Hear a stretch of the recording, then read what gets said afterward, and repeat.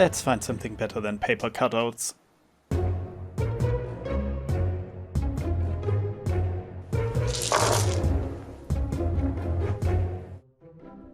Welcome back everyone for another introductory video about Battletech. If you haven't checked it out already, we previously did a video covering the bare basics of gameplay, such as moving, shooting and mech combat in general. And today we're planning on taking that a little further. As you might be aware, at the time this video releases, Catalyst just launched a new Kickstarter, which has a few exciting new toys in it, namely vehicles and battle armor. So we thought we'd do a showcase on them, as those just happen to be a perfect starting point on getting into the combined arms factor of the game. We want to show off a little variety here, and not only explain the added rules, but also want to give you a feel for what these add to the table. So here's what we'll do. We're gonna set up a fitting skirmish to show everything in action. But before starting that, we're going to give it a little flavor and story, to spice it up a bit. Then we'll give a quick overview of the units we've selected for each side. Once we get to the game proper, the first 2 turns of gameplay will be used to show things in depth, explaining rules and quirks of vehicles where they come up. We won't repeat the basics that we've already covered in our previous video, so for any of those, check back there. We'll also try to convey how the moment-to-moment gameplay feels. But a proper battle takes quite some time, so after turn 3, we'll speed things up a bit and switch to a narrative battle report, so you can still see the gist of the whole thing and find out how vehicles fared in a longer conflict. Lastly, we'll do a little aftergame, share our thoughts on how a combined arms game felt compared to pure mech versus mech. So, without further ado, last time our skirmish was firmly set in the time of the Succession Wars, even if the box on our shelf was the clan invasion set from the second Kickstarter. So we figured that era needs a little bit of love as well. After all, some of the most unforgettable parts of this franchise were dedicated to it. The pinnacle form of human art. Jokes aside, the clans field some of the most fearsome mechs in the setting, so they should be a perfect contrast to showcase what the more down-to-earth vehicles can bring to the table when faced with those. Very quick clip notes on the clan invasion. Remember the golden age of the Star League? It ended in a civil war, and at the end of that, the standing military of the fallen hegemony was so fed up with fighting wars that they decided to leave everything behind them. Very behind them. They moved off into an unknown part of the galaxy, far from everyone else. Generations passed and they developed a warrior culture, caste system, strict rules of honor and engagement to rein in the potential chaos of war and supplant it with ritualized combat.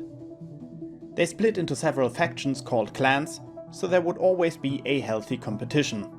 It worked out alright for them. But they never forgot where they came from, and they thought of Terra, Earth, the former seat of the Star League, as a holy place. And what do you do when you have a holy place where somebody else lives? Either pilgrimage or crusade. And now guess why we call it the clan invasion. So, out of the unknown reaches of the galaxy, from beyond the periphery even, come the clans, stronger than ever, to a place where no less than 4 all-out succession wars have been fought. Technology has slowly been bonked to bits or forgotten entirely, and there was never a clear winner who could clean things up afterwards, for some reason. By the by, if you want the full scoop on the clan invasion, just go where everyone goes for that. But now, let's zoom in on our little battle of the day. Current day. Several clans move in on the inner sphere from several angles. Our story covers the Battle of Anywhere, one of the first planets the clans captured on the way to Terra, located in the space of the somewhat short-lived Federated Commonwealth, in the part that was Steiner space before the merger.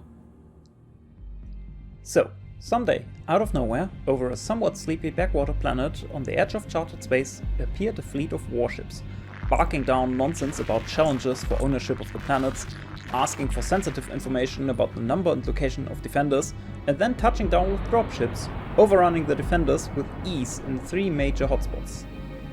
The Jade Falcon's Scarlet Scythe, the 8th regular of the V galaxy, has landed, and they want the planet. To keep model count low enough to make this into a video, we decided on a side theater instead of the larger battles at Pigrock Hill, Brickham Rollo or Santina Trespass. We're looking at a refit and repair facility of Anywhere's own Dibless Battlemechs. It's certainly a target of opportunity, and the perfect place for an ambitious Star Commander to gain some glory to their name. A bid is held and won by Star Commander Susan Viola, who claims she can take the facility with half an over, 3 mechs and 2 points of elementals. Taking on a mission in clan culture works basically like a drunken bet. Whoever brags they can accomplish the goal with the least bit of resources gets the job. Just be careful not to overestimate yourself. The defenders meanwhile find themselves in the middle of rearming and repairing when they notice blips showing up on their radar. Just 3. But judging from the information they have received over radio, even just 3 blips aren't to be underestimated. So, the militia forces are made up of everyone who was unlucky enough to be present, manning pretty much everything that has just finished rearming and repairing, with a wild mixture of 2 battlemechs, VTOLs, hovercraft, tanks, and self-propelled gun and artillery platforms from both the militia and mercenary forces, which coincidentally happens to cover most types of vehicles. Fancy that! Sergeant Major Conrad Hafner assumes command, as he's the most senior ranking officer around, and does his best to protect the valuable asset, staging an ambush in a close-by ravine. So, to show off high-quality battlemechs versus regular army vehicles, I've given myself a Speedy Fire Moth, Battle Cobra and a Mighty Knight Gur, as well as some elemental battle armor infantry. And I've given you everything, apparently. I mean, I've got a Griffin here, Urban Mech, and all kinds of vehicles. Where are the models though? we don't have any models. The Kickstarter isn't out yet, remember? Oh. Well, this looks like a job for proxying. As the manual itself points out, you can use whatever as units. We all just like to use the models because they're easy to identify and look awesome. But even the official base game hands you some standees to fill out your ranks. And back in the day, people used to cut out printed paper pieces as vehicles. We're spoiled modern gamers though, so we're gonna use some Memoir 44 World War II tanks. For the VTOLs we had to dig deeper though. And again, a friend provided us with some antique unopened blisters with metal VTOLs, which we were allowed to open if we promised to assemble them.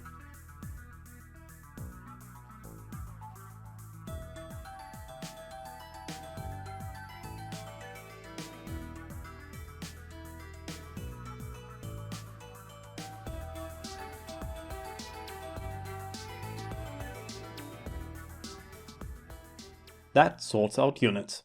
For the map, we're using popular battlefield Pozzoristo Mountains from the Battle for Tukayid map pack, because there's quite varied terrain on here. A road, plains, and a ring of mountains encircling the northern side, as well as woods sprinkled throughout. We wanted something bigger than the single map we used last time. A double map would be a bit much for our cameras though. Well, this is unorthodox, but thankfully with Battletech you can do whatever you like. Reactor online. Sensors online. Weapons online. All systems nominal. Battlefield surveillance online. Calculating topographical data.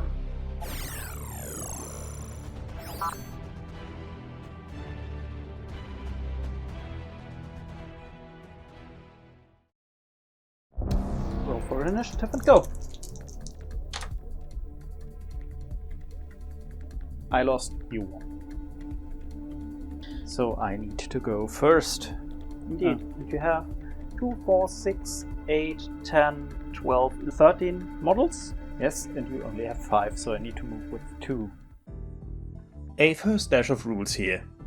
If you play with tanks or even infantry, it is quite likely that players will have uneven model counts, either from the start or due to losing a few.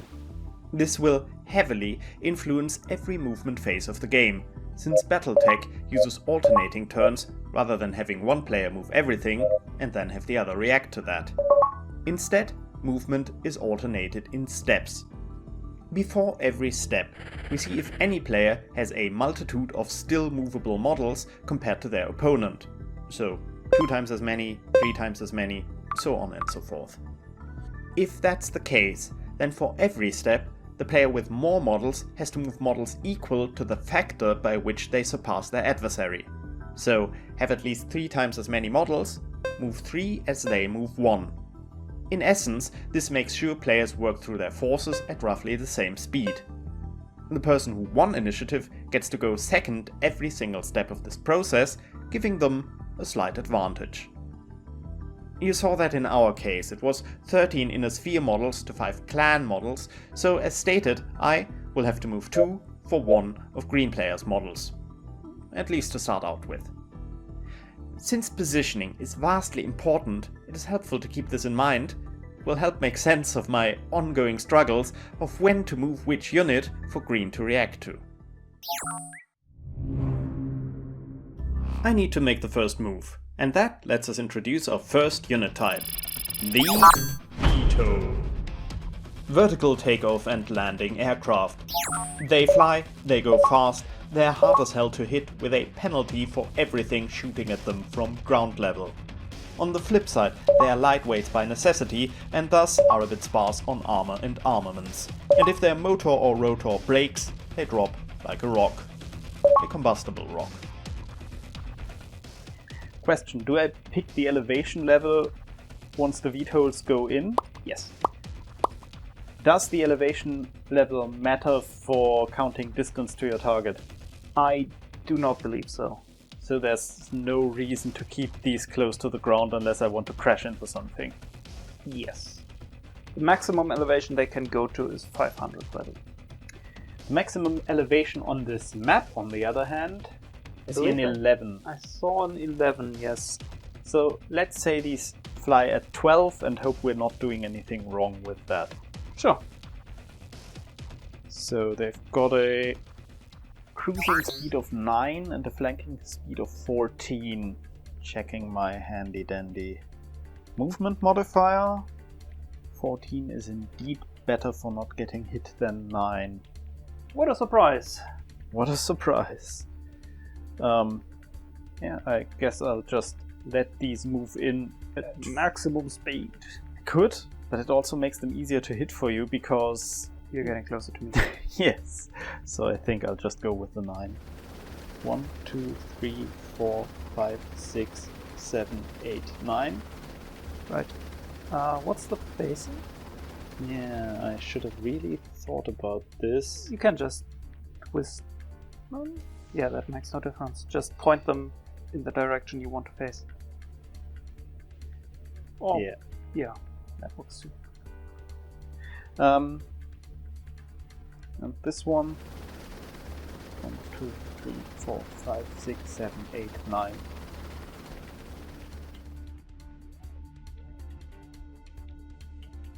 That's your opening move.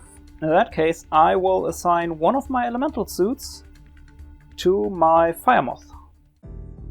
Yes, you heard that right. Elemental suits can cling to mechs and ride them into battle. It's awesome. And quite needed, given how slow they are otherwise. What are elementals exactly? We'll get to that when they jump into action. But for now, they are the OG battle armor infantry, and some battle armor infantry can ride on mechs. Well, only Omni-mechs, unless they have magnetic lamps. And only some types of battle armor can do that to begin with. Elementals can. It's complicated, let's leave it at that for now. And that's my movement done. Alright. This just moves in here. Okay. Oh, we need those movement 0 tokens again. Oh, right. We can use basically anything. Exactly, so use the... Yeah, use those. I'm using the ISS Vanguard little purple cubes. Yep, that works. Purple cube for stationary. Well, actually that one's not stationary, that move 1. You're very right. But it's at 0, so that's... Yep. Like this. Right. That's 1. I need to move another one.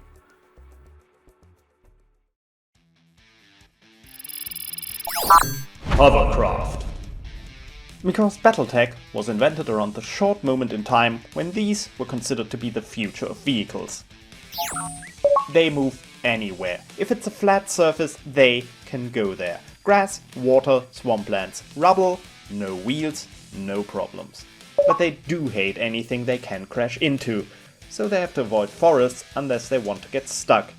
They are middleweight vehicles, up to 50 tons, and moderately armed as a result. But above all, they are speed. 1, 2, 3, 4, 5, 6, 7, 8, 9, 10, 11, 12, 13. Right. Hard to believe, but it's a white dot. And hard to believe at all, that's the Savannah Masters. Savannah Masters are speedy boys. And if a unit moves along a paved road, it gets +1 movement if it starts and ends on that road and keeps all the movement on the road. So this can go 1 extra. Nice. That's up to you again, and I have an inkling what your next move might be. Yes. My second elemental squad is going to stick to the Nightjar, big boy.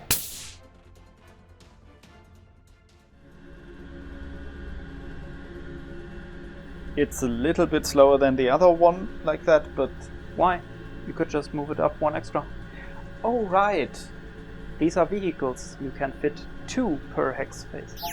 I could even move 2 of my vehicles in there with them, or 2 of my elemental squads.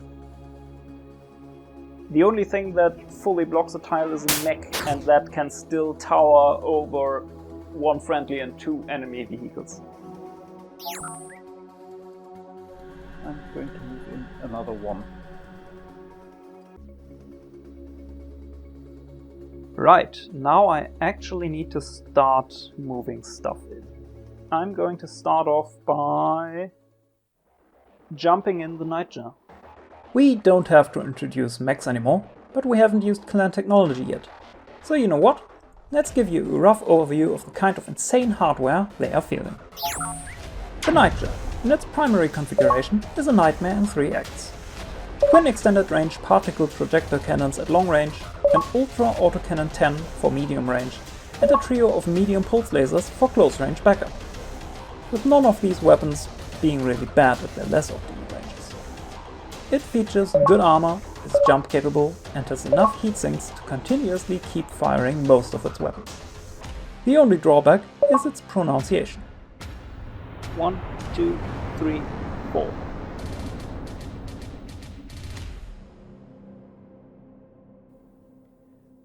I am heroically charging in the urban mech.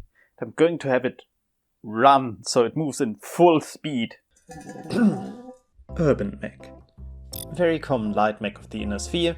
Cheap, reliable, big gun, flashlight, looks like a trash can, armored like a trash can, mobile like a trash can, flies like a trash can, incredible ambusher in cities, useless everywhere else, living meme.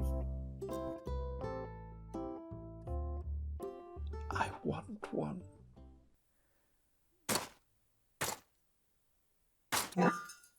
Nice. It's a trash can, but it moves. Yes, it's very fast for a stationary object. Well, that's one of yours. Yeah, I need to move another one. I'm going to surprise everyone and put another Savannah Master over here. Cool. Alright. So 2 more. 2 more. Wheeled vehicle. Wheels. The old reliable. The best invention since fire. They go anywhere but rough ground or woods. Their weight goes up to 80 tons, so they can outgun hovercraft in a pinch and still go somewhat fast. 1, 2, 3, 4, 5, 6.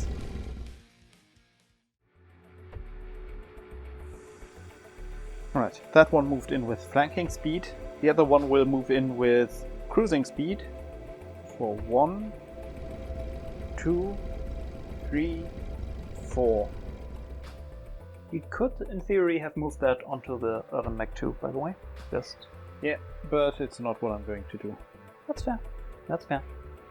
Right, so I have 2 left to go, which means I move 1, then you move 2, then I move my last one, and you move your last one. Yeah. But then we noticed we paid too much attention to our new toys and not enough to the map. Yeah, from here to here there's a level change. The street goes down here into a level 0, and here back to a level 1. Alright, let me just... I was just considering if I wanted to use my mask on my fire moth in order to get 20 movement out of it, but the map is not big enough. Mask is fancy clan technology that lets the mech's legs go into overdrive, but it's its own little system that we don't use today due to limited space on this map. So, pause if you're curious. Since from here to here, it's only 10 spaces. Yeah. 11, 12, 13, 14. This is the maximum, or this is the maximum I could move. And that's 15 points. That is what I can do without mask. I am very speedy, even without the use of mask.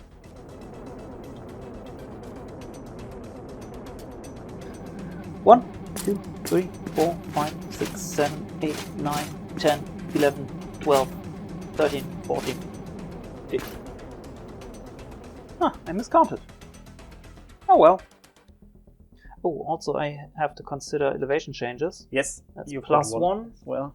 and that's another plus 1. Since I had to move down and then back up. And he did move at flanking speed. That's not his casual Sunday stroll speed. Right, I gotta move in 2 more. This is all a lot of stuff. That's surely not my fault.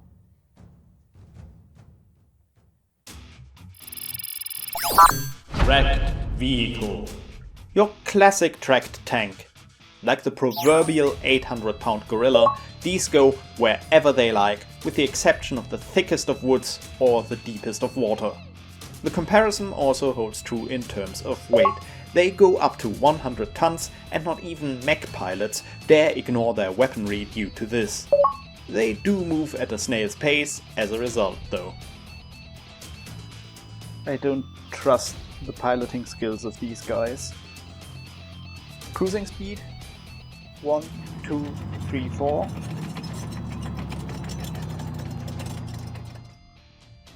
Oh, that one still lacks a die. Ooh, bad me. I would love to go up this cliff, but I can only crash into it, so I'll avoid doing that. I mean, you can, if you like. It's advanced tactics for you. 1, 2, 3, 4, 5, 6. Alright. It's light woods, right? Yeah. Right. Okay, perfect. Well then, I'm going to move my last mech, since I don't really have much of a choice here. I'm going to just use walking instead of flanking or running. 1, 2, 3, 4, 5, 6. And that's that. 5 X's move, that gives me a +2. And finally, my last mech will use its jump jets. And it's got an impressive range of 5 on that, so 1, 2, 3, 4, 5. Just into the woods here. 2. Nice. So, and that's into the shooting phase. Into the shooting phase. Let's see if any of that stuff actually can hit something. I mean, on my side. You've got the guys with training. Yeah, but Yeah, we'll see. An addendum to the shooting rules in our first video. Usually, it works in alternating steps, just like movement, with players declaring their targets in turn and deciding on the shots one after the other. But since it is supposed to happen all at the same time, even to the point that destroyed units aren't removed until after they have taken their shots, there is a popular house rule to which we adhered without even thinking. A lot of Battletech players like to just write down all of their targeting after the movement is done, and once everyone is ready and everything is set in stone, those scripts are played out and the dice are rolled. This has two upsides. For one, it leads to interesting tactical decisions about how much firepower you want to put on any one target and risk either not taking them down due to too little focus fire or maybe wasting a few shots due to overkill. And on the other hand, it is a nice palate cleanser to just relax for a while, roll your shots, see the battle play out in your mind's eye, before the next turn starts and you need to get back into the commander's chair once movement, and thus decision making, resumes. So, as you can see, we went with write down and see instead of turn taking. Alright. Who goes first? Why don't you start by showing off what all of those masses of vehicles can do? Alright, I'll show what all of those vehicles can do. I know we wanted to show a bit more of the gameplay during the first turns, but in this specific case, how about we just give you a quick summary?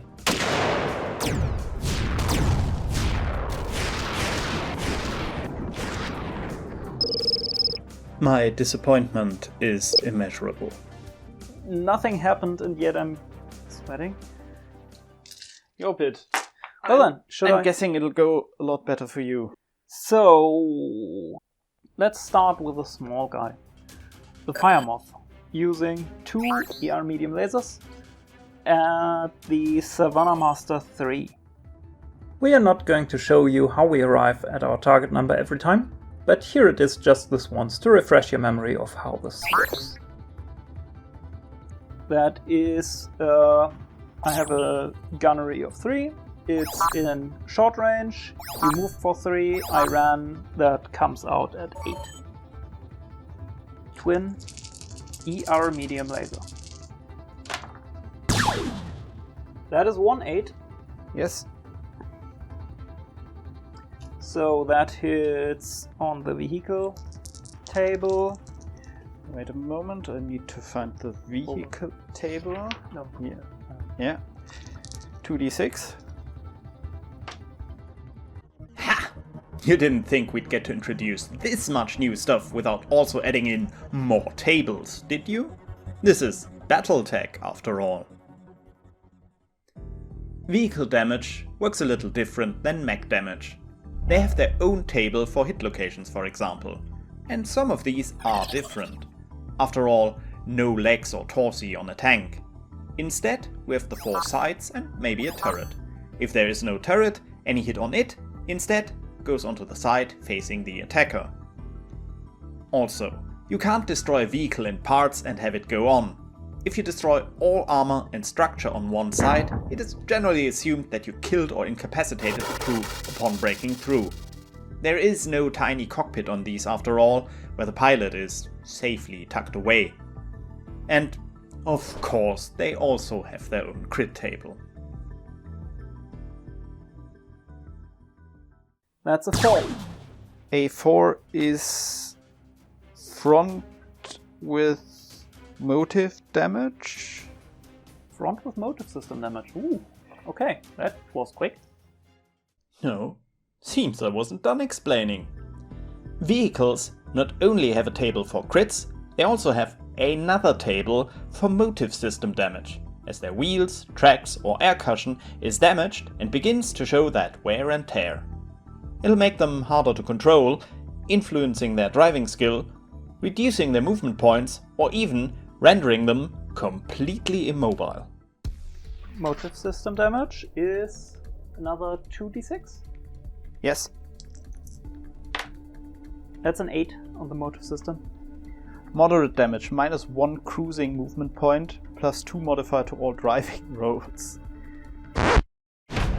Oh, looks like I missed the table within the table. This wasn't an 8.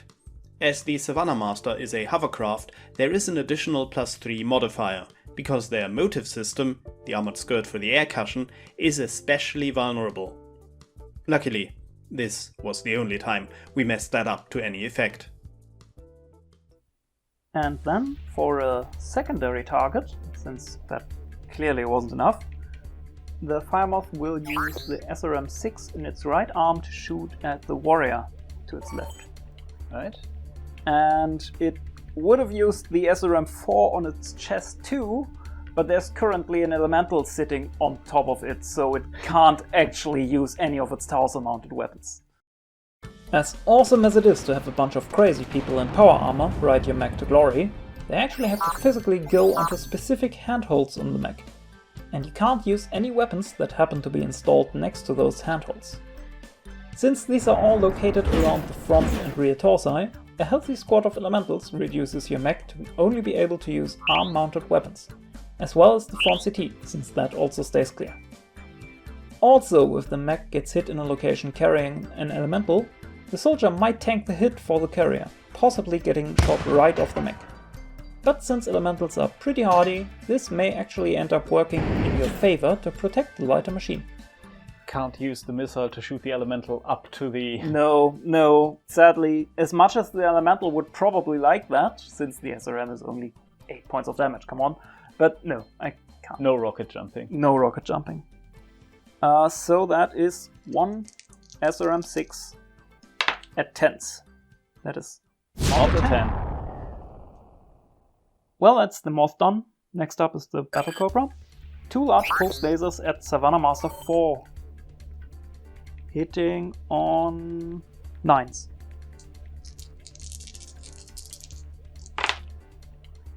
Twin large pulse at 9s is no hit.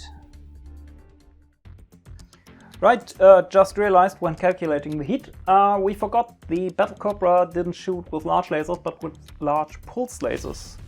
We haven't really used pulse that much, but pulse weapons give a -2 modifier to hit, because they are easier to aim. So the 8 I rolled actually hit. Which melts off the front armor, but doesn't not do anything else. Does not destroy the internals. Front of the vehicle falls off. It's now very well ventilated. Nightjar, using twin ER PPCs, hitting on 12s at the Warrior 2. Everything coming together, hitting on 12s. Very hemisphere, no drop. But it's only 30 points of heat, I can reduce that. This is yet another thing the clans didn't lose through centuries of warfare, and instead even improved on. Double heat sinks. Each of these reduce 2 points of heat instead of the measly 1 point the Inner Sphere single heatsink is capable of.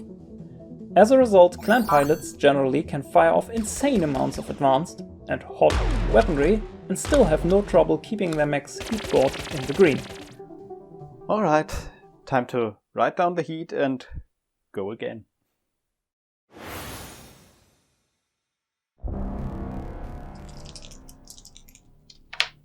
So You go first. I go first. So, since I have only 3 models to move, and you have 13, I will now move one of mine, and you have 4 times as many as I do, so you have to move 4 models. Right. And my first order of business is going to be 1, 2, 3, 4, 5, and that's it. I'm not going to go any further. 4 spaces moved, so that's a +1. Didn't want to run here and risk falling and breaking my leg for the skid test. That could have been bad. Speaking of things that could have been bad, soon after this our recording got interrupted. We had to reset and redo a few moves, and I messed up a tiny bit. Nothing of consequence, but watch the amazing teleporting bulldog. So 4 models. 4 models. 1, This one stays in place. not surprised. This one jump jets down here. Yeah, because it's a flying trash can. Very speedy and maneuverable for a stationary object. Flanking speed. 1, 2, 3, 4, 5.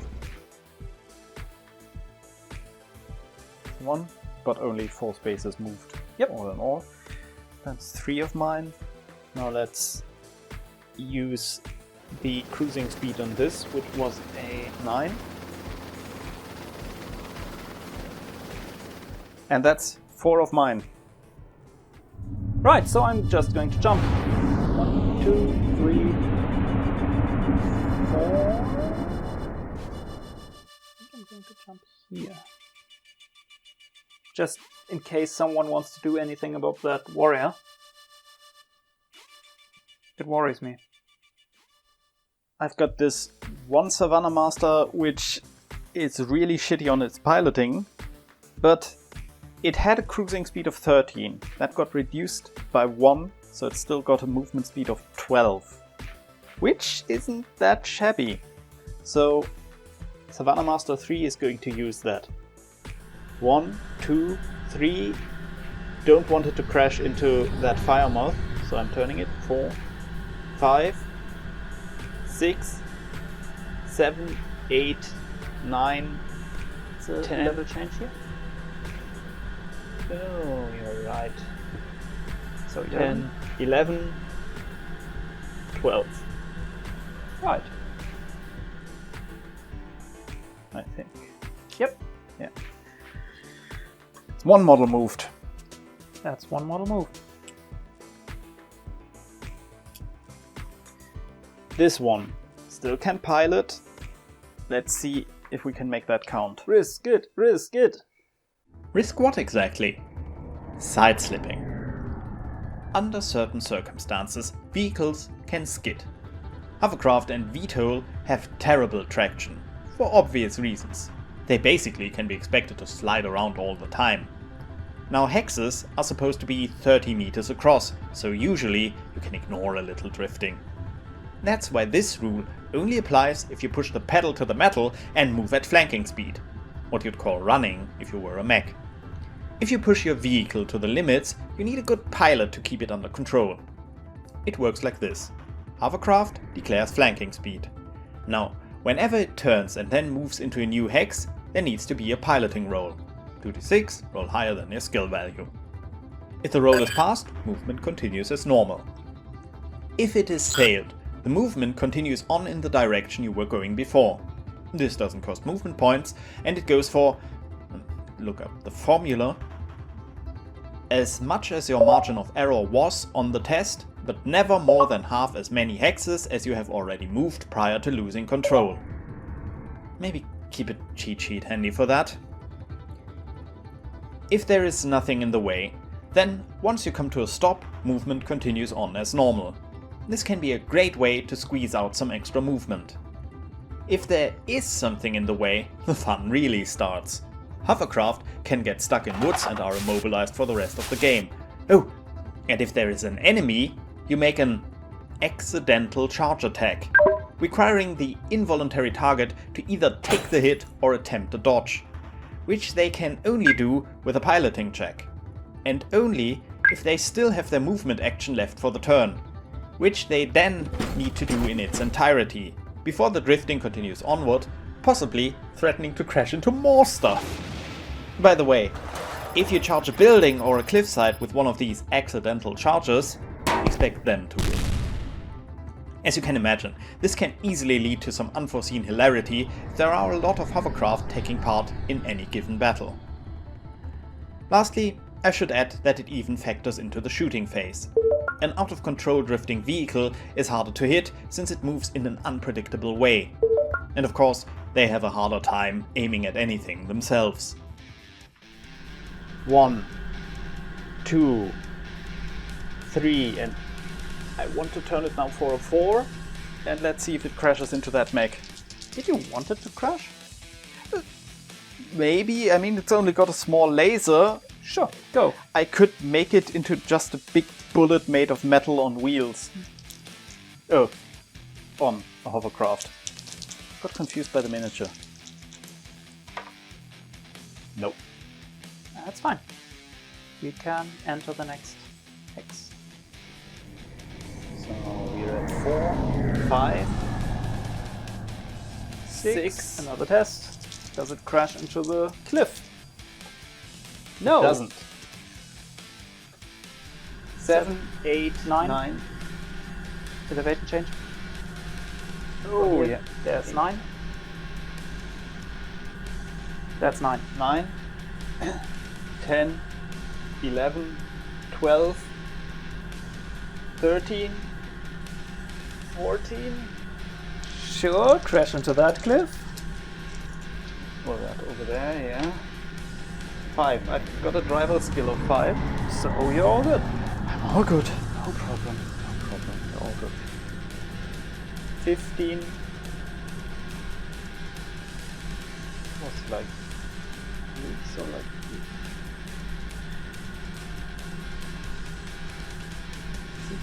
16. And Do you want to risk 17 turns? 17. Oh wait, you actually don't have to roll on that if you don't want to enter a new hex. You can just go here, 17, turn, and then end it. And I'm going to do that. Just have an awesome drift moment. Yeah, that works. And that's actually very accurate to how a hovercraft would move. Just a big drifting circle around. I mean, it takes a bit of a skilled pilot, but you had your squirrels. And now my Cobra has a Savannah Master in its back. Luckily, this pilot's name is not Savannah. Oh, I actually put the wrong die in there. Oops. That's actually how the Savannah Master got its name, by the way. They pitted the prototype against a pilot in a light mech, and he was called Savannah something, and he lost to a 5-ton hovercraft. Do you want to move the other 2 hovercrafts because, well, you're at it? Or do you maybe want to... Maybe I want to keep at least one of those in the way there. Sure. But I could move the other one. Okay, I know who's getting kicked. Oh, right, you can kick me. But it's getting a bit harder with my movement speed. So, yeah, you can kick it. You might topple over though, so... That's that's an 8+ to hit. Let's see if I can do that. No, kicks are -2, that's a 6 up. Okay, I can do that. 7 up, because I moved. Oh well. 7 is still not bad. That's the 3rd. You need 1 more. Alright, so... I would like my other warrior to be behind your mech. Mm-hmm. So I need to be smart about this, because if I moved right up to you and then turned, I might just side slip off the map. Yep, And then we would have to look up the rules for that. that's true. Of course, we did this afterwards, so you wouldn't have to. Seems there's no simple answer though. If you take the Battletech rules in their entirety, there would be a hypothetical other map adjacent to this map, especially if you used air combat, which zooms out a bit more. Some players have the units come back after a while, others just have them disappear for the rest of combat. Let's just say, we're glad it didn't happen and we didn't have to make a call on it. Since information on this seems to be hard to find, even online, any comments on this from experienced players are very appreciated. Maybe we can all learn a thing. Right now, let's do this smart and plan for failure. So 1, 2, 3. Now You want to do this? Let's see if it happens. it does. It does. 3, 4, 5. Let's see. Let's see. It happens. 5, 6, 7, 8, 9, 10, 11. How much is my flanking speed? It's 14. 12. 13. This I dislike. So I've got 1, 2, 3, 4, 5, 6, 7, 8 units moved. Right, that's my cue to move the fire moth. It is. The fire moth is going to walk. I don't want it to go ham and run all the time, so I'm going to be okay with its 10 walking speed. This is where I noticed that things didn't quite go as planned for me.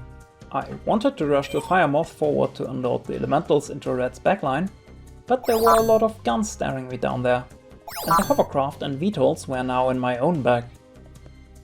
You've really quite pushed on the offense. I dislike that. I wanted to go into your backline, but I don't think I can. I need to support my own backline. This is bad. I thought you've got very good ranged capabilities. If I stay back too much, you'll just pick me off one by one. Well, that's true. The issue is you have an LRM-20 carrier, so you basically have the same ranged capabilities. And the large laser aren't a joke either. But I can't go down the road because there's an AC-20 waiting for me.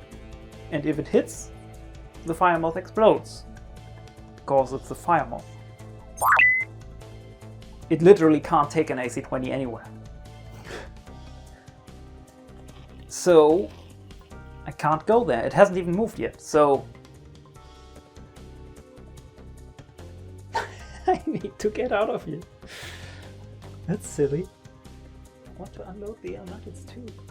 I can unload them in a turn where I haven't ran, but instead walked at the end of the fire moth movement. Oh, so if you turn and go back right now, the elementals can't be here. No.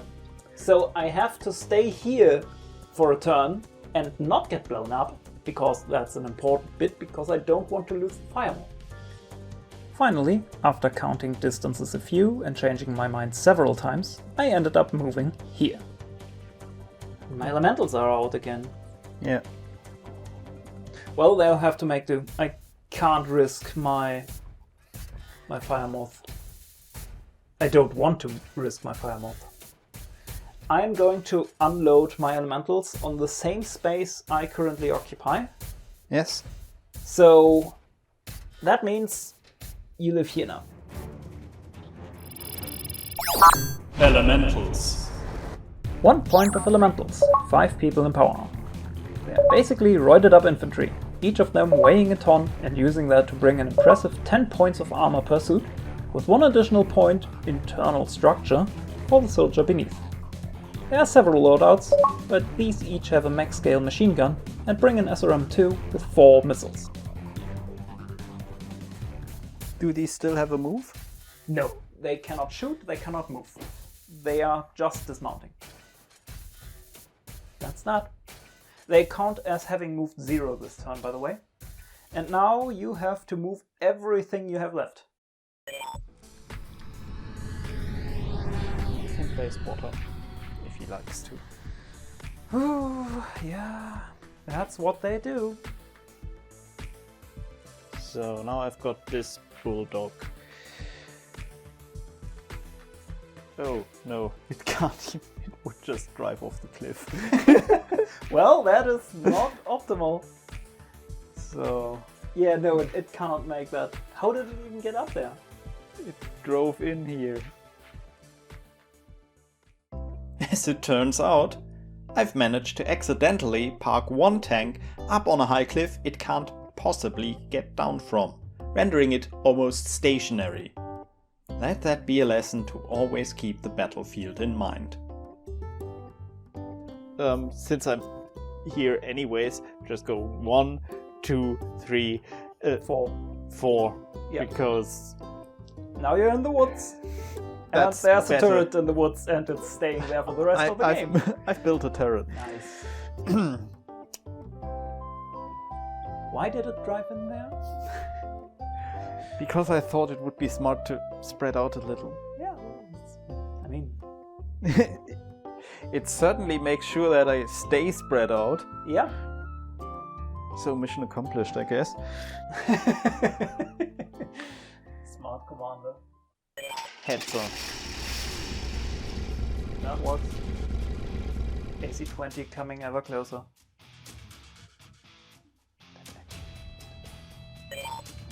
Bulldog.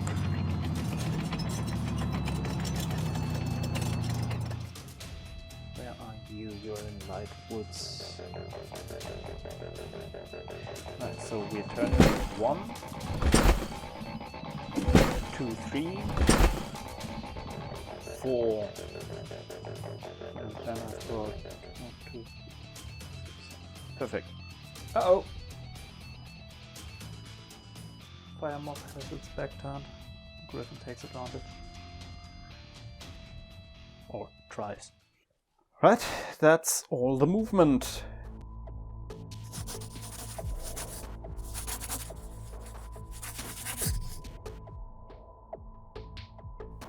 Everything written down and at the ready? Everything written down and at the ready. Do you want to do the honors again? Well, all the dice are over on your side. Why don't you go first this time? Sure, that works. So, I have a moth. Moth just pumps everything it has in a big alpha into the helicopter, which is basically its only valid target. This one? Yes. So that is 1 ER medium laser, 2 ER medium lasers, 1 SRM6 and 1 SRM4. So, Also, do you maybe want to yes, make these C2 ER medium lasers because they basically look the same? sure. Then these are the 6s and these are the 4s. 6s? SRM6. Oh yeah. That SRM6 hits, that SRM4 hits, that medium hits, and this is a miss. We'll see what happens to a warrior that's being struck by a multitude of missile barrages as well as an ER laser. Right, hit locations. Hit location for the laser.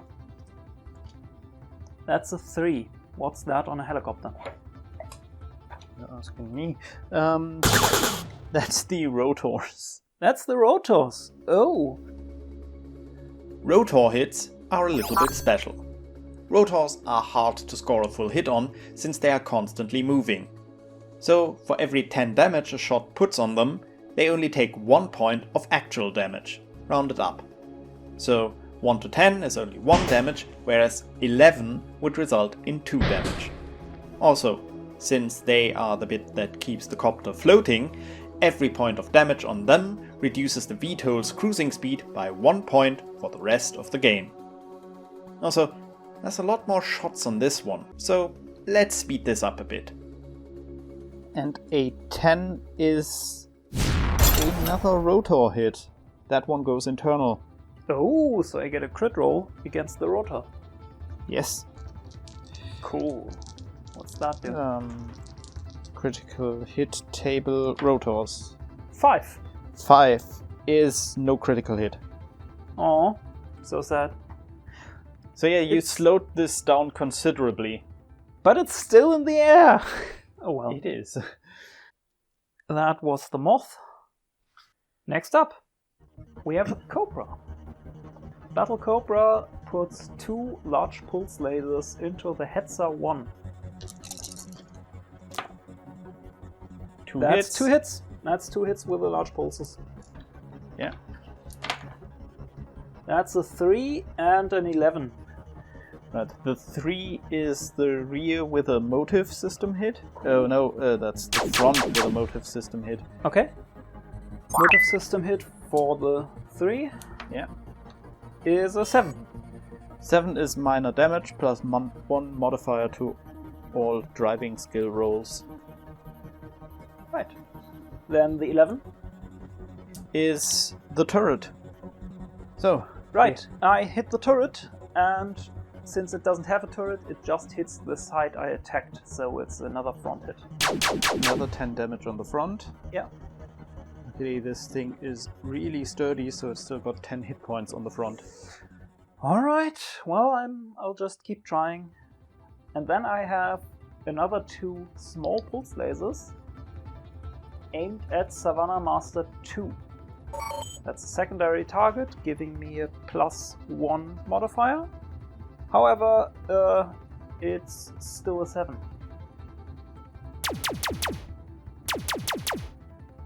So that leaves some scratches.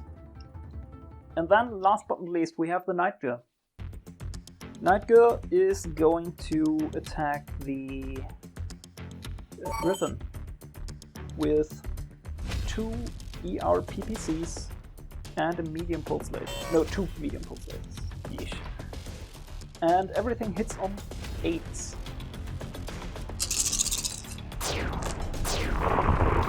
Still got a little bit of armor left. That's nice, let's change that. Medium pulse lasers.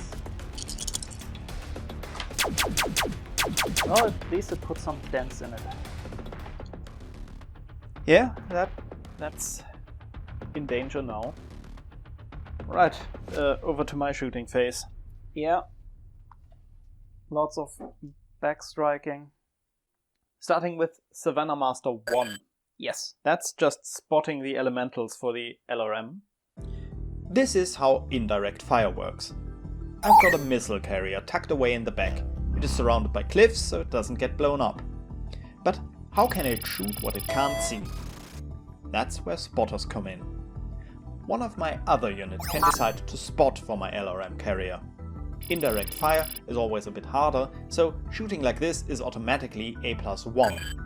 It even is a +2 if the spotter is distracted by also firing their weapons. But we're not doing that right now. Additionally, the movement modifiers of the spotter also affect the indirect fire. If they cruised, walked, flanked or ran, their shot calling isn't as accurate as if they just stayed in place. And line of sight modifiers are also taken from the point of view of the spotter. Other than that, indirect fire works just the same as any other shot. Yeah, the elementals. Okay. Yeah, because, They need to be blown up apparently. well, something needs to be blown up and I don't have a really good shot at that fire moth. True. So, shoot the elementals. Just try to get some damage on the board. Yeah. Savannah Master 2 is shooting 2 small lasers at the Battle Cobra. Yep. Right in front of it. It's got a gunnery of 4, moved for 5. I moved 6. 6, and that's that. it. 2 small lasers. 2 6s. There'll just be a few scratches. 1 hit. 1 hit. That's, well, 2. That's critical hit on the center torso. Armor blow through on the CT. That's actually. Do Let's we want to do the floating crit that has been suggested like 20 times? The floating crit is another extremely popular house rule. In vanilla Battletech, if you roll a 2 for a hit location, you manage an armor blow through and immediately get a chance to crit on that side.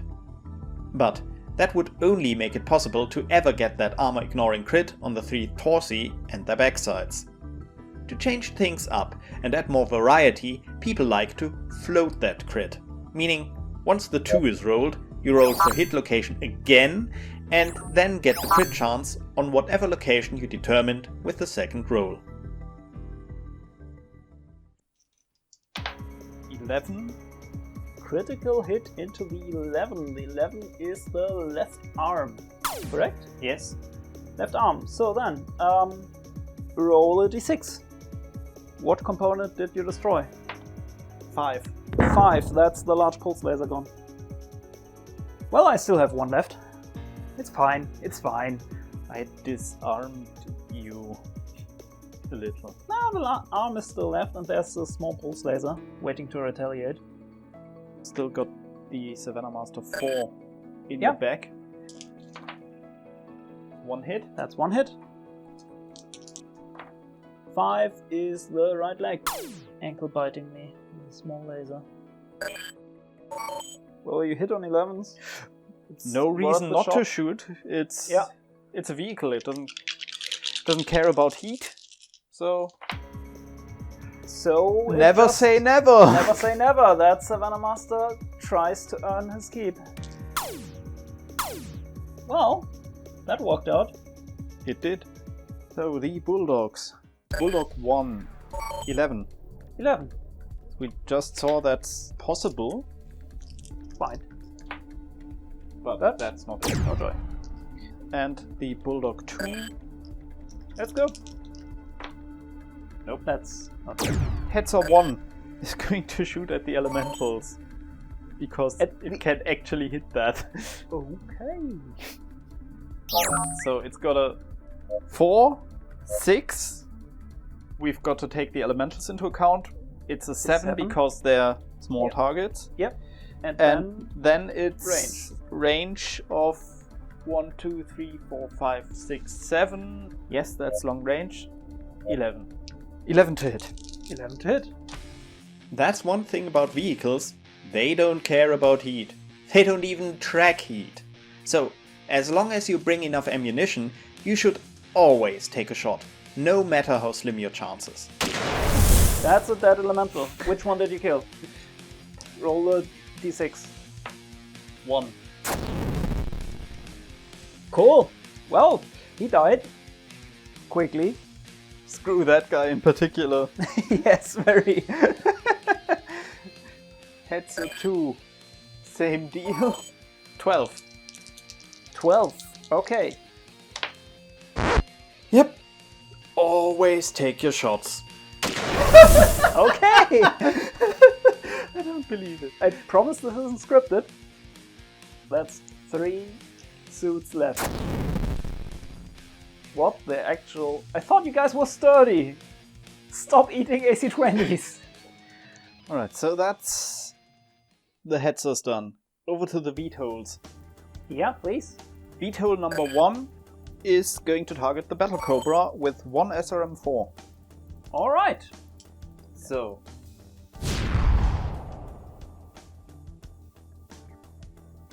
Vetol number 2. Yep. Same deal, Knife Grip. Nope, that's a miss. Alright, so much for the epic sliding into the back. Huh. This isn't working out. Mechs aren't good targets. LRMs, Elemental.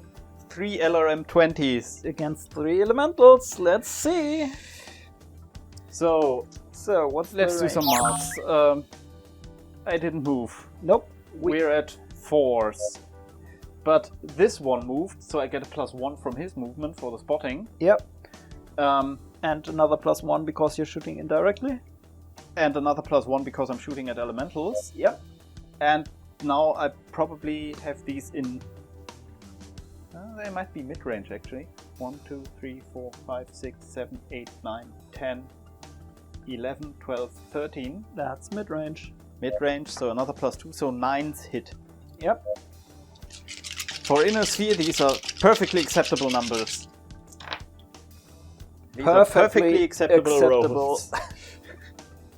So, 2 LRM-20 cluster hits. Yeah, go for it. I just Gotta find out how many missiles hit and where. It takes a while. Let's spare you the details. That's alright, I have 1. Right, so what's left of these is one guy who's completely without his armor and one guy who's marginally less without his armor, having 3 points still left. But just so you know, their suits actually still work perfectly fine. Good! The Irby Oh no. is a trash can. Literally. Oh, That's all yes. he's doing right now. The Griffin, on the other hand, is targeting the Firemoth. 1 large laser, 1 LRM-5 on the Firemoth. That's just enough that he doesn't... Cook himself? Yeah.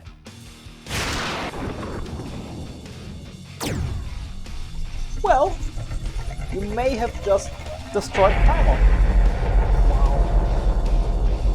Well, the Firemoth did what it was supposed to. Ish. It carried the elementals into battle. And out of battle again. Yeah. So yeah, well, you probably should have just charged in and put these down somewhere. Yeah, probably. I didn't realize the Firemoth was that squishy, but neither did I. But as usual, I'm... You know, I really wanted it to focus down that Firemoth this turn. But I didn't think I could hit it, and I only thought the Griffin had a fair shot at it, so I thought I might as well just get one shot of it. Yeah, soften it up a little. Yeah. I mean, the Bulldogs also fired at it, but they had rubbish chances. Well, that's everything you had, right? That's everything I had. Almost nothing happened, right? Let's have a coffee break. Whilst sipping our coffee, we also still let the Battle Cobra try to stomp a hovercraft in melee. But it missed, and it didn't fall over, so nothing much to show there. Looks like we've established most of the rules. And we've even managed to squeeze out a few examples. But now everything is getting into optimal firing range, and there will be lots and lots of dice rolling. We've seen a bit of the mechanical side of things and how it handles for the players, so I think we can begin to gloss over the specifics from here on out. Let's change perspective a little and instead just go with the flow of the narrative. See how numbers turn into a battle and how the back and forth basically writes its own story. And as you've seen the gamey side of things, let's recap how things stand on the field of battle from a more narrative perspective. The Jade Falcon troops had hoped to just shove the measly Innosphere defenders aside, but contrary to their expectations, the Steiner forces chose to meet them head-on. Using a bend in the road, they appeared almost out of the blue and forced a confrontation where they hoped to bring their superior numbers to bear. As we look over the battlefield now, Steiner's Savannah Masters have ridden across the open valley plains and encircled the Jade Falcon advance. The sudden appearance of a whole convoy of vehicles even got the Firemoth to turn around and hastily seek cover. In vain, as the Steiner field commander in his Griffin suddenly jumps the ridge and fires its weapons into the speeding mech's rear armor, making the machine tumble and crash, just as it slowed down to allow its elemental squad to dismount in relative safety. A safety that was only illusory to begin with. 2 of them get torn to shreds by AC-20 shots, and the rest get showered in missile fire, allowing only 2 of the 5 to struggle back to their feet. Meanwhile, the clans so far only managed superficial damage on the Steiner troops, denting one of the circling aircraft and peeling some armor off of one of the Hetzers. But things may yet turn, as Star Commander Viola curses under her breath and advances her Night Girl, thinking to herself, let's see these barbarians find an answer to an instrument of war such as this.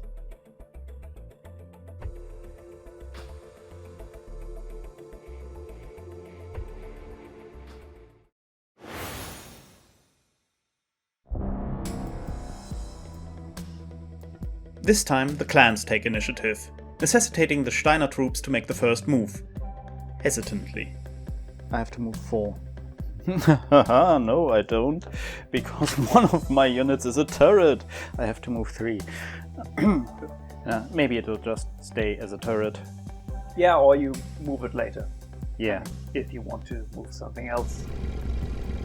Also keep the Irby in place. Oh. Because so far, if he moves, he needs to run at least. That's true. Maybe I'll just let him take a shot this time. Let's see. Okay, so that's 1, 2, 3, 4. I have to move 1, right? Yeah. The clans cautiously have the elementals advance to see if they can bait out more Innosphere movement that way. Okay, just be jumping for 1. The Steiner soldiers, however, just try to further dig in their positions overlooking the open valley, hoping to cripple the invaders further before they can reach them. Then one of the warriors tries to circle back behind the Battle Cobra, and with full flanking speed, that needs a pilot with a steady hand. Turn. And this is deliberate, maybe I can just get a few more movement points out of this. Nope, pilot's the good. 3, 4, 5, 6, 7. Pilot's too good. 8, 9. And I moved 7 spaces. So that's a 3. That's a 3, alright.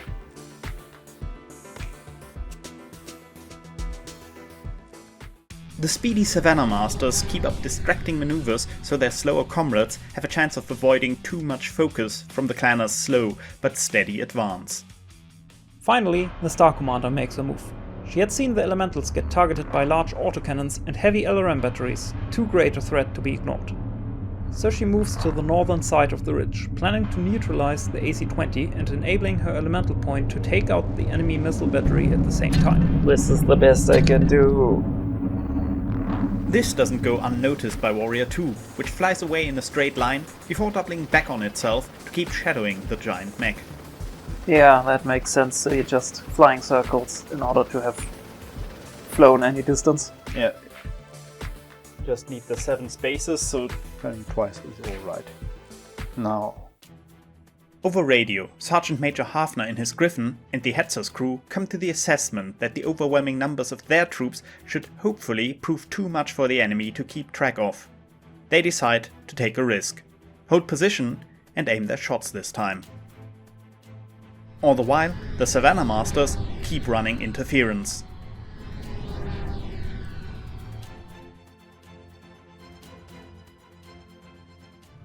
Finally, the Battle Cobra takes it upon itself to charge forward, hoping to close in on the Hetzer and take its fearsome AC-20 out of the equation, which would go a long way towards leveling the playing field. This sudden advance even takes him past the range of the vehicle's gun. Now it is time for shots to ring out across. Had to scoot back a little bit because it's at heat 5, so movement -1, which means running -2. Oh well. Don't mind me just changing something up with my targeting. Yeah, I figured you With that done, it is time for shots to ring out across the battlefield. You started last turn, let's just go with me this turn. Sure. I don't have the most brilliant of hit chances anyways. Ooh, so we can end the turn of the bank, because I have awesome hit chances. A Savannah Master's small laser engulfs Elemental number 2 in red fire. The vehicle pilot's cheers turn to curses as the Elemental keeps moving, despite the melted armor plates literally dripping off of its body. These things really are hardy beyond belief. He is now also wearing underwear. The Hetzers fire their well-aimed salvos. Hetzer 1's shot whizzes past the Battle Cobra, whilst Hetzer 2's shell detonates on the Night Girl's right arm. The spotter staring in disbelief when the limb still seems to be functioning fine. What monstrosity just shrugs off a hit like that? 24 points of armor in the right arm. Reduced to 4 in a single shot. The rest of the AFFC troops dishes out what firepower they have, but none of the shots connect with any noticeable results. This should strip some armor. Yeah, that's just stripping some armor. It has 6 points remaining. So yeah, I didn't really hit much this turn. No, that wasn't impressive. Let's show you impressive clan style. Setting myself up for failure here. Elementals. The Elementals fire their machine guns at the passing hovercraft in retaliation, but have a hard time hitting it. As a side note, infantry does not take penalties for splitting their shots onto secondary targets. Also, weren't those guys also carrying missile launchers? Oh shoot.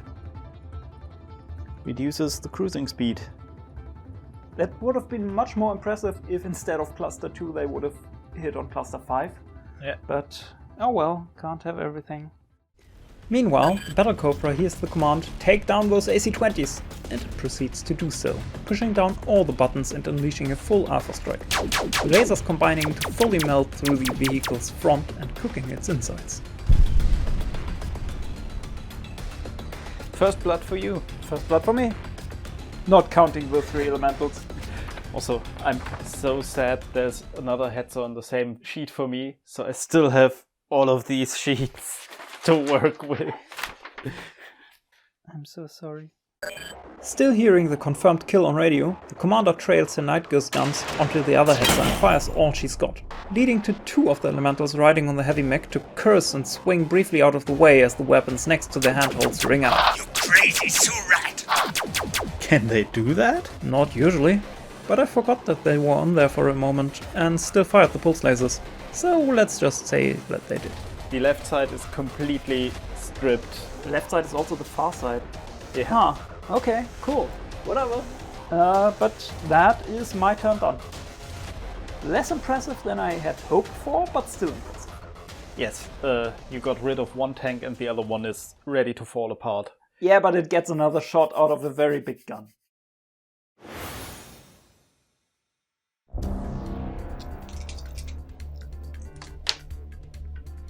Okay, You go first. I have to go first, which is great. So I have 3 models, you have 12, so that's still I move 1, you move 4. Yeah. Do I want to hide? Doesn't sound very clan-like. It is worth noting that the strict honor rules by which the clans usually act have no place in this battle. To receive honorful treatment, one has to be worthy of it. At this point in time, no one in the inner sphere has the slightest idea who or even what the clans are, let alone how their culture works. They fight the only way they learned how, with every dirty trick in the book, and without adhering to any sort of caste system, apart from their own command structure and the rules of aristocracy. So clan leaders are quick to label them as Dasgra, disgraced and not worthy of honorable combat. No respect. Yeah, so that's why I didn't really bother with that. Yeah. Star Commander Susan Viola decides to put everything into stopping the final Hetzer. Maybe overcompensating a little for the fact that the tiny vehicle dared besmirch the sanctity of her mech, and as consequence, not making the smartest move. I am going to move my biggest guy first, and that may seem like an idiot move, because it is.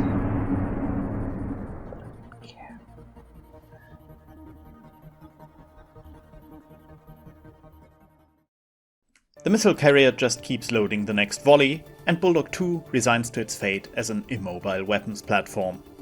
Meanwhile, the crew of the Hetzer use the last bit of life left in their vehicle, trying to take out Goliath before it can stomp on David, or at least hoping for a mutual kill. One of the Savannah Masters drifts to a halt as they decide that their time is better spent spotting the Nightgore's position rather than trying to get any use out of their woefully underpowered laser weapons. As the elementals keep moving forward, Warrior 2 encircles the Nightgore once more. Going for that rear shot again. Need to. The urban mech pilot radios some complaints that forests are just about the least urban environment he can think of. I want to move you, but I can't possibly get some better protection for you. No, that's. I mean, you can jump. I can That jump makes him harder to hit, and makes him completely useless as well. but harder to hit. As the hovercraft keep dashing around the foothills, the Battle Cobra tries to initiate a pincer move on the Griffin. So this one cooled down again, so it's back to 9. Run.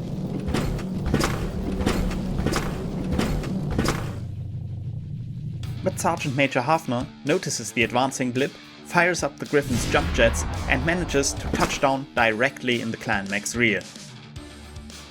With one Savannah Master closing in to provide some supporting fire.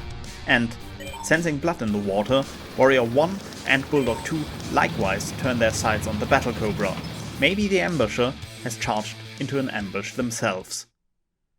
Let's shoot stuff.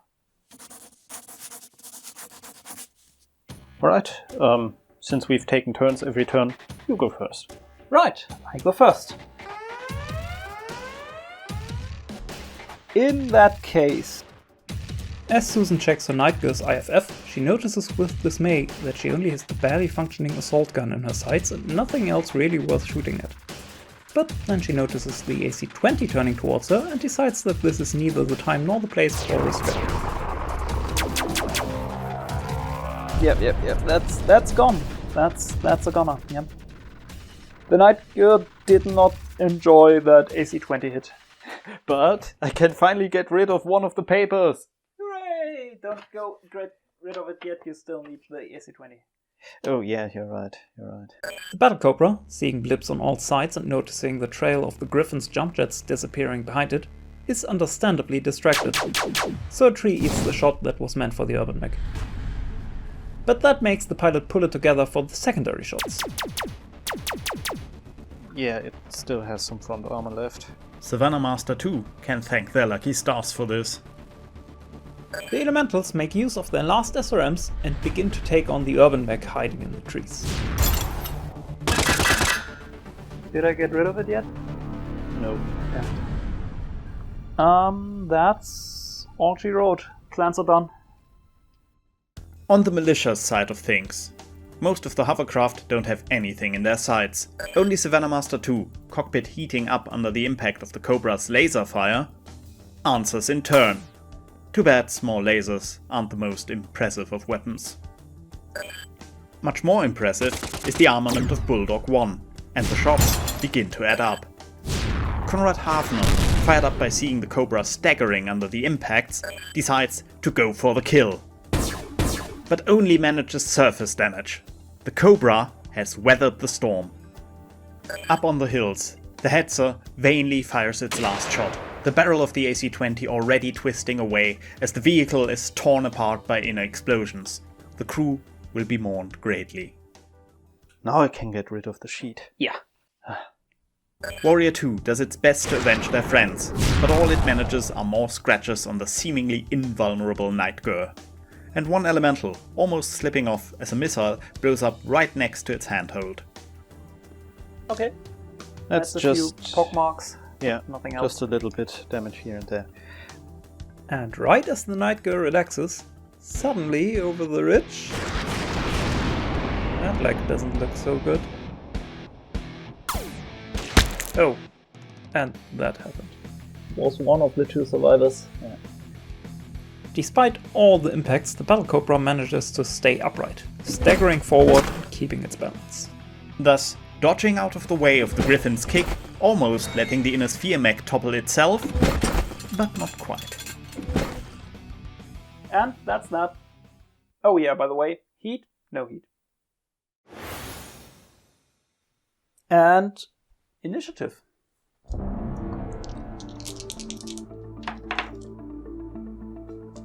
I have to go first. Okay, so you're at 11, I'm at 4, so you're 2 times. 2 times. Nice. Well done. After the Inner Sphere keeps their turrets set up as usual, the one surviving elemental and the urban mech continue their little song and dance. Whilst the Savannah Masters close in on the felled Battle Cobra, including the wayward one returning from north of the ridge. Because that was just a stupid idea. I can relate to those. But all of a sudden, the scales in the battle, Elemental versus Urban Mech, are tipped. I see. Sergeant Major Hafner tries to drag his battered Griffin deeper into the woods. He considers ejecting, but his enemies have more pressing matters to attend to than finishing off a mostly disarmed mech, so he stays.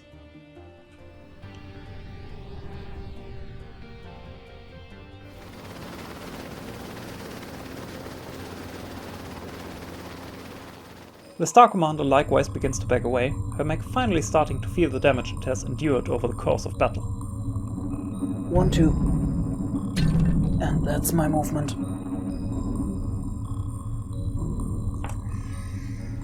If I run or jump, I will risk falling because hit. In fact, all over the battlefield, soldiers are forced to do damage assessment. Is there a particular reason you didn't move 1 space further? Because it's... Rotor hits, okay. Yeah. And this will keep standing. Just so I have eyes everywhere. Now everything is hinged on the Cobra getting back up to continue the fight. That's a 5. It's More good. than enough. So he stands. However, once back on its feet, the mech doesn't find itself in the most enviable of positions. How much back armor does this have? Really not a lot. Wow, that's a bad spot. And I announced running too. 1, 2,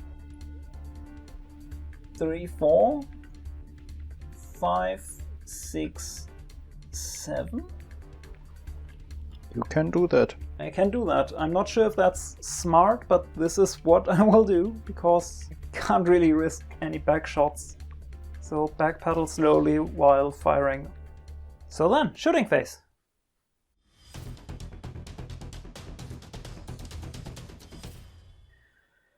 Well then, I think it's my turn again, isn't it? It's your turn to start the turn. It's my turn to start the turn. The Night Girl raises its guns, Commander Viola deciding it was high time to get rid of the enemy's eyes in the sky. The first hit only takes out the VTOL's SRM, but finally. And whilst the lasers go high, the PPCs go low. But not even those can one-shot a tank that easily. And so, Bulldog 1 stays in play. Still has armor left. Oh well, worth the try. The Battle Cobra takes a cue from the Night Girl.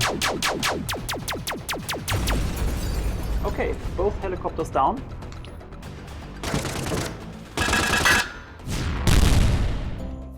Sturdy little trash can, isn't it?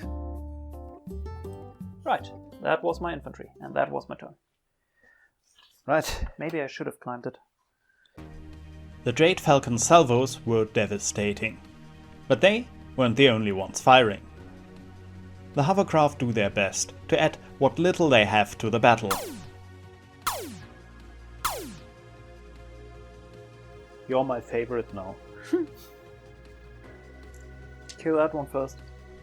The Bulldog's crew are very aware that they have become the hard hit of the Steiner troops now, and as such, they will have to neutralize the Night Gear before it neutralizes them.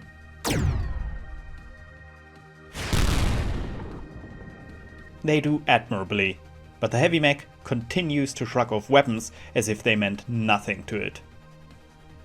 Even Warrior 1, going down in flames and trying to get revenge, only wears it down a bit further, before the VTOL disappears in an explosion. Warrior 2 likewise tries to get revenge, and before hitting the ground, At the right arm goes internal and rips off the right arm. So, some last glory for... Battle Cobra down to one small pulse laser.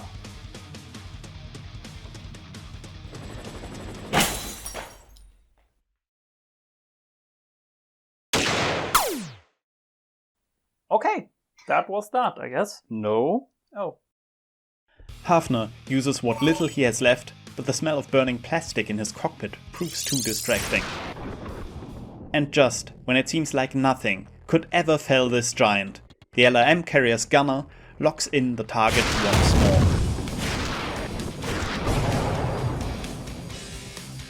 That's still the left leg and it's destroyed. No more crits needed. Now I need to see what happens if a leg gets torn off. As the mech begins to sway and tilt to the side, Susan's mind begins to take in just how bad her situation really is. Okay, I believe that Night Girl may be done for. You stripped both arms, you stripped the right torso mostly, 5 points left. Left torso is looking a bit better with 13 points left. The left leg is completely destroyed, the right leg has taken some damage. The right arm is completely stripped out of anything useful except the ammo that could still blow up. Night Girl is pretty much done for. Okay. The Cobra's out of weapons. Still has one. Yeah, a small pulse laser, dealing 3 points of damage. It's not like I have a whole lot left either. And you've still got your elementals. So I fall over straight at that. But since it's easier to see what direction it was facing this way, I'll keep it that way. Alright, almost no armor left there. And a floating crit on the 3 hit. As the mech crashes into the ground to make matters even worse, one of the medium pulse lasers is bent out of shape and ceases to function. The commander likewise gets shaken through. Her vision blurs for a moment, but she manages to shake it off.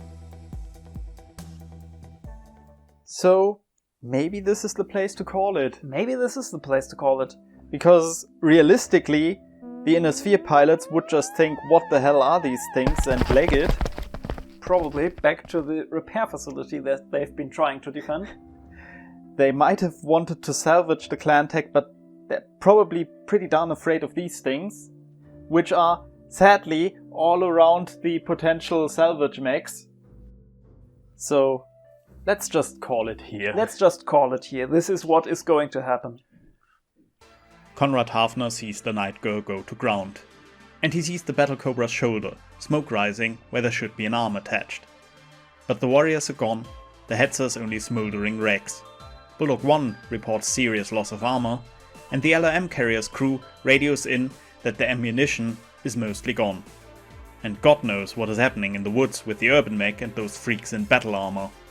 But given that the enemy is almost unable to fight anymore, and the Night Girl won't be going much further with only one leg, Rückzug, wir hauen ab. Organized retreat seems in order. Star Commander Susan Viola breathes a sigh of relief as she sees the blips moving away. But the feeling is only temporary, as she will never be able to justify these failures to a Star Captain. She had grasped for glory, but she's severely underbid. And now she will need to ask for assistance from the full Trinary on top of some repairs. This will stain her reputation. Today was not a good day. That was certainly a battle. Time for some closing thoughts, I think. You do more of the talking, though my voice is going after this day. Luckily, we're almost done here. Yep, that's fine. Let's start with what I thought about clan technology. They are so powerful. So much armor, so many weapons, so many heat sinks. They feel very powerful, but they are also very expensive points-wise. You can't really bring a lot of models when you play clans, and forcing your enemy to focus fire on your few models when every single one is that powerful, that's dangerous. Every single loss is felt greatly. As opposed to vehicles, I brought a lot of those. They're pretty cool. They're really easy to use, and in spite of me joking about it, there wasn't a lot of bookkeeping to be done on those. I basically just had a lot to do because I had a lot of stuff, but vehicles being this simple allowed me to bring this much stuff without slowing everything down to a crawl. So yeah, that's cool. And different vehicles also feel very different. VTOLs, the speedy hovercraft, the tanky tanks. Yeah, this wasn't the first time we've used vehicles. We had a beach landing mission which, well, the vehicles made it into the backline on turn 1, where they proceeded to slide around all over the place and crash into woods and each other. So that was fun. Probably though, why I was a bit overly cautious with using the flanking speed on the hovercraft here. Yes, especially since a beached vehicle is incredibly fragile. Well, Speaking of fragile, light mechs are very fragile too, as I've learned. And while you always want to take out the light mechs, there's the question of, do you have time to shoot at the vehicles? Because there's just so many of them. And in the case of Savannah Masters, that's like 15 points of armor and structure that I have to chew through, only to get at 2 small bases? the vehicles having that different feel also makes the mechs stand out that much more. As you said, more weaponry, but also the maneuverability, the way they keep standing up when parts of them fall off, the jump jets, everything cool they do becomes that much more cool, even though the vehicles aren't underpowered. No, they certainly aren't. But speaking of different feel, I'm a bit sad we didn't get to use more of the battle armor.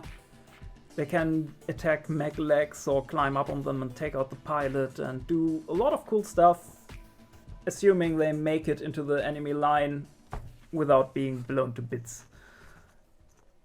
I thought they were a lot tankier than they are, if AC-20s are pointed their way. Either way, we can test out battle armor more in the future because Inner Sphere battle armor is on the way now, and so are the vehicles. Will be nice to get some actual models for them instead of having to use whatever we have at hand. Didn't mind using the World War II stuff, but having the actual models is better. Only thing I'm still up in the air about is I don't know if they will put these on their own hex bases or if they will keep them like that, because like this you can easily stack them in a hex. This didn't always go as good as that, but imagine having to stack 4 of those on top of each other. That would be an adventure. Oh well, by the time this video is out we can just look at the Kickstarter and see what they've cooked up. I'm sure they've thought of that in some way. Speaking of stuff they thought about, regular infantry is totally a thing in this setting. And they are very important, however they play a lot different from mechs or vehicles which more or less use the same rule set. And bringing infantry you also have to bring buildings. Because infantry likes to hide in buildings and shoot out the windows. And buildings can be shot at and destroyed, they can collapse when things land on top of them. They have a whole bit of rules attached to them, and we didn't want to get into those this time. It's been enough. Yeah, that will certainly be the next video. But until then, thanks for having made it this far. If you'd like, we'd be grateful for some feedback regarding the whole introduction section versus the narrative section. There's only that many rules we can cover, and once we're through, maybe we'll just do more narrative videos, fully narrative videos, if there's demand for it. But for today, let's just pack this stuff away, call it a day, and get some R&R. Good call.